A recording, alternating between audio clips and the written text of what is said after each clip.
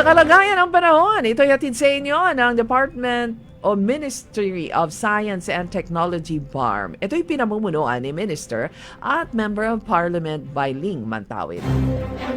Nakakaapekto sa Mindanao ngayong araw ang easterlies habang magpapaulan ngayong maghapon ang shear line sa silangang bahagi ng Luzon. Sa Visayas, makakaranas din ang pag-ulan dahil sa easterlies. Malamig ang kalagayan ng panahon sa Luzon dahil naman sa amihan o southwest monsoon.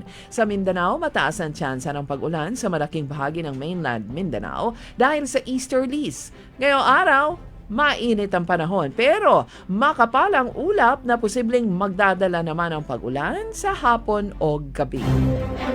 Yan ang ulat panahon atid sa inyo ng Ministry of Science and Technology BARM sa pamumuno ni Minister at Member of Parliament Bailing Mantawil.